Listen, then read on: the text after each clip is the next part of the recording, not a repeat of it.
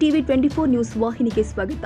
ಬೆಳಗಾವಿ ಜಿಲ್ಲೆಯ ಕಿತ್ತೂರು ತಾಲೂಕಿನ ಮಲಪ್ರಭಾ ಸಹಕಾರಿ ಸಕ್ಕರೆ ಕಾರ್ಖಾನೆಯ ಚುನಾವಣೆ ಕಾವು ದಿನೇ ದಿನೇ ಜೋರಾಗ್ತಾ ಇದ್ದು, ಇಂದು ಮಲಪ್ರಭಾ ಸಕ್ಕರೆ ಕಾರ್ಖಾನೆ ಚುನಾವಣೆಗೆ ಜೆಡಿಎಸ್ ಪಕ್ಷದ ರಾಜ್ಯ ಮುಖಂಡ ಹಾಗೂ ಮಾಜಿ ಅಧ್ಯಕ್ಷ ನಾಸೀರ್ ವಾಘಮನ್ ಹಾಗೂ ಯುವ ಮುಖಂಡ ರುದ್ರಗೌಡ ಪಾಟೀಲ್ ನೇತೃತ್ವದ ಮಲಪ್ರಭಾ ಸಕ್ಕರೆ ಕಾರ್ಖಾನೆ ರೈತರ ಹಾಗೂ ಕಾರ್ಮಿಕರ ಹಿತರಕ್ಷಣಾ ಪ್ಯಾನೆಲ್ ವತಿಯಿಂದ ಇಂದು ಪ್ರಚಾರ ಪತ್ರವನ್ನು ಬಿಡುಗಡೆ ಮಾಡಿ ಎಲ್ಲ ಪ್ಯಾನೆಲ್ನ ಸದಸ್ಯರ ನೇತೃತ್ವದಲ್ಲಿ ನಮ್ಮ ನ್ಯೂಸ್ ಸಮೂಹದ ರಾಜ್ಯ ಉಪಸಂಪಾದಕ ಬಸವರಾಜ್ ನಡೆಸಿದ ಸಂವಾದದಲ್ಲಿ ಮಾತನಾಡಿದರು.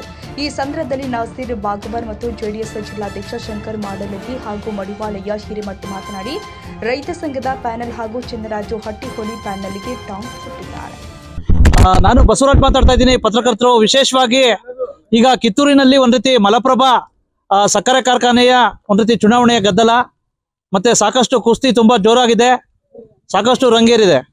ಇಂತಹ ಸಂದರ್ಭದಲ್ಲಿ ಎಲ್ಲ ಒಂದ್ ಕಡೆ ತ್ರಿಕೋನ ಸ್ಪರ್ಧೆ ಏರ್ಪಟ್ಟಿದೆ. ಒಂದ್ ಕಡೆ ಚಂದ್ರರಾಜ್ ಹಟ್ಟಿಹೊಳಿ ಅವರು ಒಂದ್ ಕಡೆ ಪ್ಯಾನಲ್, ಒಂದ್ ಕಡೆ ಮಾಜಿ ಅಧ್ಯಕ್ಷರಾಗಿರ್ತಕ್ಕಂಥ ಜೆಡಿಎಸ್ ಮುಖಂಡರಾಗಿರ್ತಕ್ಕಂಥ ನಾಸೀರ್ ವಾಘಮನ್ ಅವರು ನೇತೃತ್ವದಲ್ಲಿ ಒಂದು ಪ್ಯಾನಲ್, ಮತ್ತೊಂದು ಕಡೆ ರೈತ ಸಂಘಗಳ ಪ್ಯಾನಲ್ ಸೇರಿ ಒಂದ್ ರೀತಿ ತ್ರಿಕೋನ ಸ್ಪರ್ಧೆ ಏರ್ಪಟ್ಟಿದೆ. ಸಾಕಷ್ಟು ಭರ್ಜರಿ ಪ್ರಚಾರಗಳು ಜಾಸ್ತಿ ಆಗಿದೆ. ಇವಾಗ ನಮ್ಗೆ ಸಿಕ್ಕಿರ್ತಕ್ಕಂಥದ್ದು ಒಂದ್ ರೀತಿ ನಾಸೀರ್ ವಾಘಮನ್ ಅವರು ಮತ್ತೆ ವಿಶೇಷವಾಗಿ ಜೆಡಿಎಸ್ ಜಿಲ್ಲಾಧ್ಯಕ್ಷ ಆಗಿರ್ತಕ್ಕಂಥ ಶಂಕರ್ ಮಾಡಲಗಿ ಅವರು ಮತ್ತೆ ಎಲ್ಲ ಅವರ ಪ್ಯಾನೆಲ್ನ ಸದಸ್ಯ ಸಿಕ್ಕಿದ್ರೆ ಬನ್ನಿ ಅವ್ರ ಹತ್ರ ಚರ್ಚೆ ಮಾಡೋಣ.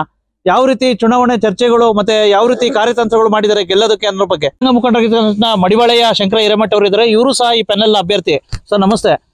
ವಿಶೇಷವಾಗಿ ಒಂದ್ ರೀತಿ ಸಕ್ಕರೆ ಕಾರ್ಖಾನೆಯ ಒಂದ್ ರೀತಿ ಅಲ್ಲಿ ಇರ್ತಕ್ಕಂಥ ಅವ್ಯವಹಾರ ಏನಾರು ಇದಾದ್ರೆ ತಾವು ಸಹ ಧ್ವನಿ ಎತ್ತಿದ್ರಿ. ಈ ಬಾರಿ ನಾಸೀರ್ ವಾಘಮನ್ ಅವರ ಪೆನಲ್ ಆಗಿದೆ ನಿಮ್ದು. ಹೌದು, ಈ ಸಲ ನಾನು ಈಗ 7-8 ವರ್ಷಗಳಿಂದ ಹೋರಾಟ ಮಾಡ್ಕೊಂಡು ಬಂದ್ವಿ. ನಾವು ಹೋದ್ಸಲಿ ಭಗವಾನ್ ಸಾಹೇಬ್ರನ್ನ ಅರಿಶಿವ್ ತಂದ್ವಿ.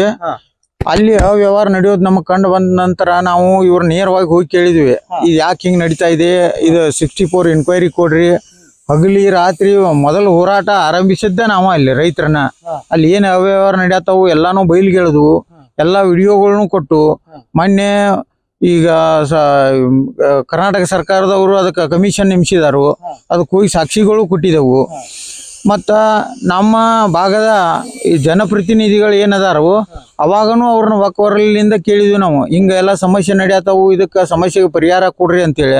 ಇವ್ರು ಏನಂತಂದ್ರು, ಒಂದ್ 4 ಜನ ಬರ್ತಾರು, ಮಕ್ಳೇನ್ ಕಬ್ಬು ಹಚ್ಚಿದಾರು, ಹಸಿರು ಟವಲ್ ಹಾಕೊಂಡು ಡೊಂಗಿ ರೈತರು ಇವರೆಲ್ಲಾ ಹಿಂಗೆಲ್ಲಾ ಹೇಳಿಕೆ ಕೊಟ್ರಿ. ಇವ್ರ ಈ ಹಸಿರು ಟವಲ್ ಇವ ಕಿತ್ತೂರು ಚೆನ್ನಮ್ಮನ ಮೂರ್ತಿಗೆ ಮಾಲಿ ಹಾಕಕ್ ಹೋದ್ರೆ ಇವ್ರು ಯಾಕೆ ಇವ್ರ ಡೊಂಗಿಗಳು ನಾವು ಡೊಂಗಿಗಳು ಈಗ ಯಾಕೆ ಹಸಿರು ಟವಲ್ ಹಾಕಿದ್ರಿ ಇವ್ರು ಅಲ್ಲಿ ಮಾಲಿ ಹಾಕಕ್ ಹೋಗಾಕ? ಈಗ ತಾವು ಪೆನಲ್ ಕಟ್ಕೊಂಡ ಇಲೆಕ್ಷನ್ ಆಡಕ್ ಬರತ್ತಾರ ಇವ್ರ. ಈಗ 5 ಕೋಟಿ ರೂಪಾಯಿ ಹಾಕೋದು ಬಂಡವಾಳ ಹಾಕೋದು ಇವ್ರ ನೆನಪು ಬಂತೇನ? ಅವಾಗ ಭಗವಾನ್ ಅವ್ರ ಇದ್ದಾಗನ ಅವಾಗನ ಕೇಳಕ್ ಹೋಗಿದ್ದೀವಲ್ಲ ನಾವ, ಇದಕ್ ಸಾಲ ಕೊಡಿಸ್ರಿ, ಎಲ್ಲಿಂದ ಇದನ್ ಮಾಡ್ರಿ. ಆ ಕಾರ್ಮಿಕರು ಸತ್ತು ಹೋಗ್ಬಿಟ್ರು ಪಾಪ, ಕೆಲವೊಂದು ಕಾರ್ಮಿಕರು ಎಲ್ಲಾರು. ಆ ಕೊರೋನಾ ಕಾಲ ಬಂತು, ಅವಾಗನು ಕಾರ್ಮಿಕರು ಸತ್ತು ಹೋದ್ರು. ಆ ಕಾರ್ಮಿಕರ ಪರವಾಗಿನೂ ನಾವು ಹೋರಾಟ ಮಾಡಿದ್ವಿ. ಇವ್ರನ್ನ ಕೇಳಕ್ ಹೋದಾಗ ಸತ್ತ ಹಾವ ಕೊಳ್ಳಾಗ ಯಾಕೆ ಹಾಕೊಳ್ಳೋಣ ಅಂದವ್ರು. ಈಗ ಒಬ್ಬರು MLC ಅವ್ರು ಬಂದ್ರು, ಅವ್ರು MLA ಅವ್ರು ಬಂದ್ರು, ಈ ನಮ್ಮ MLA ಅವ್ರು ಬಂದ್ರು. ಈಗ ಎಲ್ಲಿಂದ ಬಂತು ಇವ್ರಿಗೆ ಪುನಶ್ಚೇತನ ಮಾಡೋದು ಕಾರ್ಖಾನೆ? ಮೊದಲು ಎಲ್ಲಿ ಹೋಗಿದ್ರಿ ನೀವು? ನೀವು ಡೋಂಗಿತನ ಬಿಡ್ರಿ, ನಮ್ಮ ಕಾರ್ಖಾನೆ ನಮ್ಗೆ ಉಳಿಸ್ಕೊಳ್ಳೋದು ಗೊತ್ತೈತಿ. ಈ ಹಸಿರು ಟವೆಲ್ನ ತಾಕತ್ ಏನಂತ ಅನ್ನೋದನ್ನ ತೋರಿಸ್ತಾವು. ನಮ್ಮ ರೈತರೇನ್ ದಡ್ರಿಲ್ಲ, ಅವ್ರಿಗೆಲ್ಲ ಈ ಮಾಧ್ಯಮದ ಮುಖಾಂತರ ಕೈ ಮುಗಿದು ಬೇಡ್ಕೋತಾನ ನಾನು.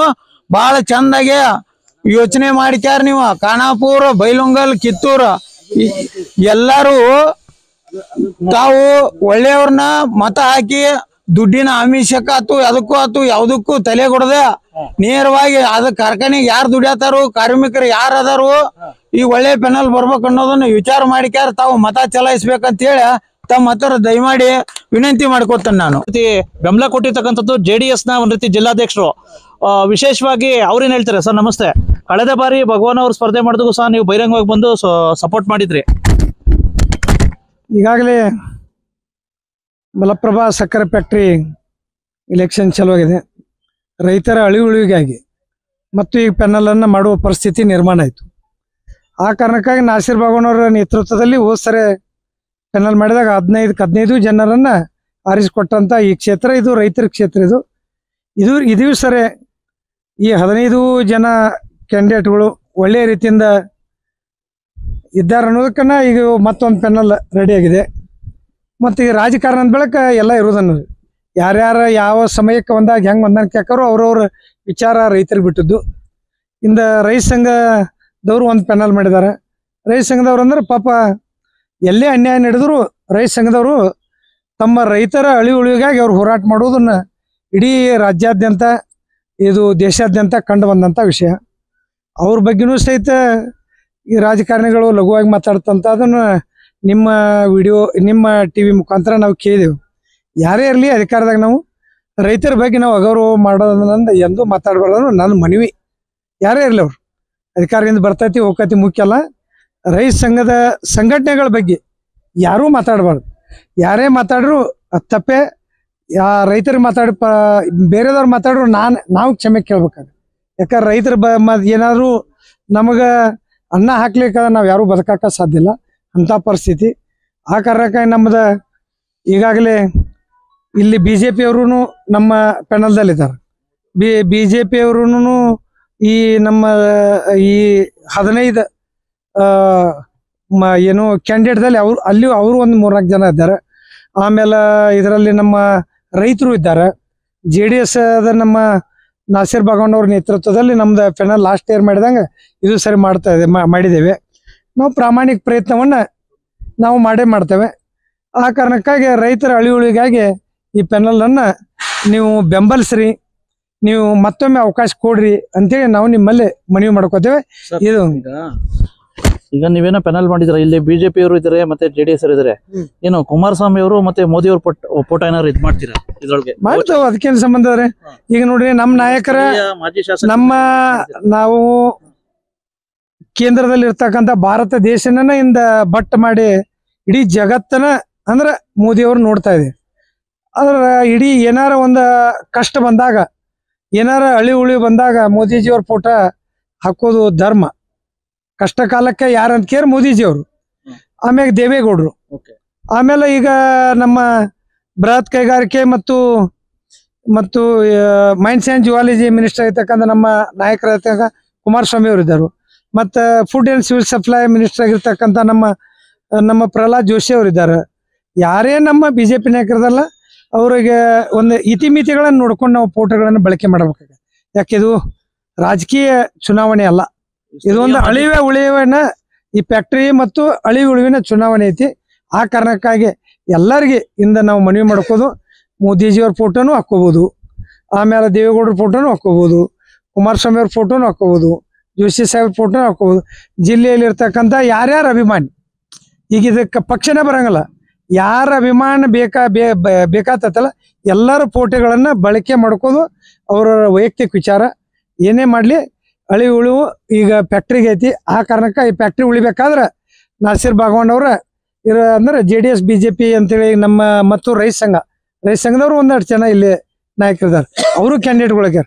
ಈ ರೈತರ ಒಂದು ಅಭಿವೃದ್ಧಿಗಾಗಿ ಈ ಪೆನಲನ್ನು ನೀವು ಬೆಂಬಲಿಸ್ಬೇಕು, ಆಶೀರ್ವಾದ ಮಾಡ್ಬೇಕಂತೇಳಿ ನಾವು ಎಲ್ಲ ಮತದಾರರಿಗೆ ಮನವಿಯನ್ನು ಮಾಡ್ಕೊತೀವಿ. ಕಳೆದ ಬಾರಿ ಒಂದ್ ರೀತಿ 2 ಬಣ ಇತ್ತು, ನೀವೇ ಅಧ್ಯಕ್ಷರಾಗಿದ್ರೆ.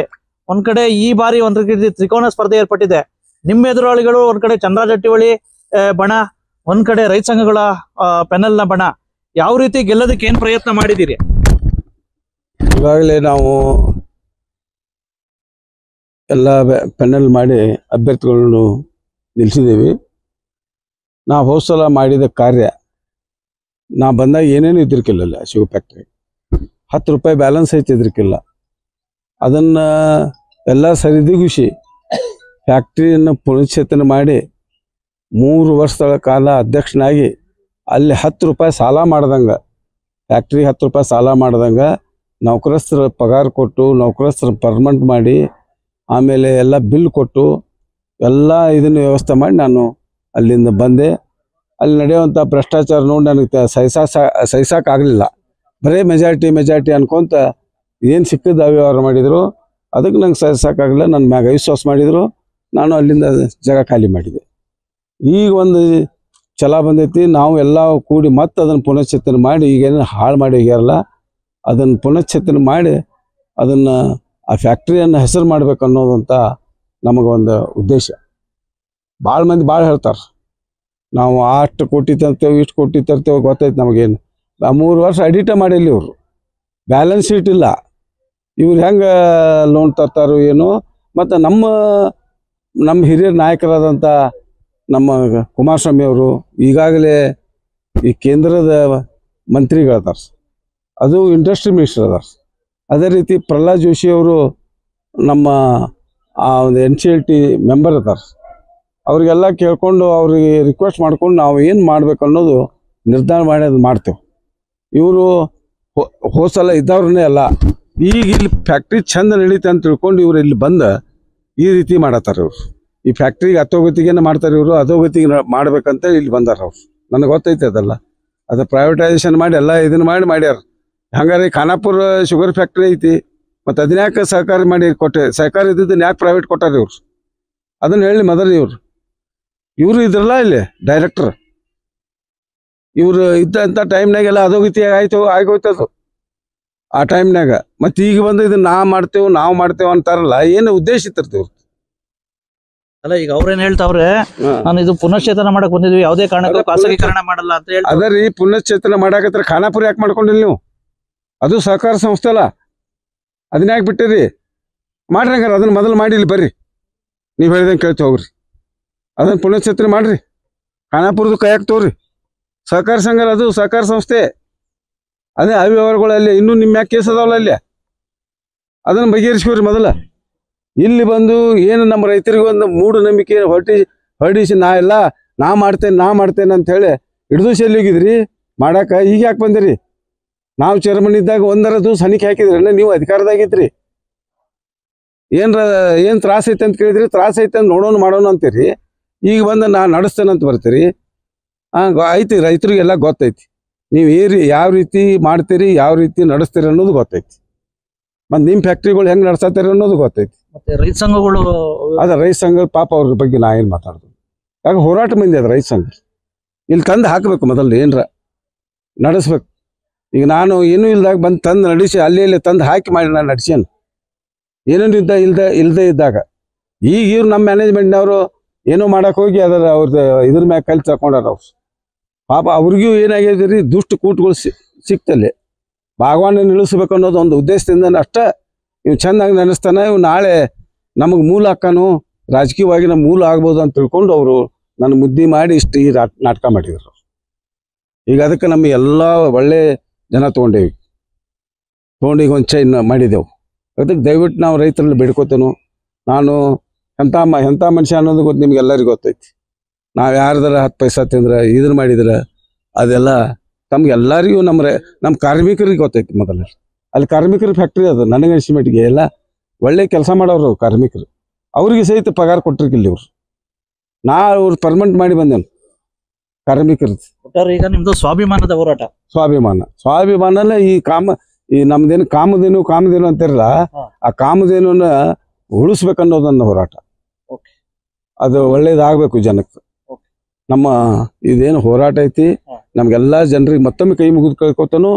ನಮ್ಮ ಪ್ಯಾನೆಲ್ಗೆ ಈ ಮತ್ತೊಂದು ಸಲ ಆರಿಸಿ ತಂದು ಕೊಡ್ರಿ, ನೀವು ಹೇಳಿದ್ದೆಲ್ಲ ಮಾಡ್ತೇವು.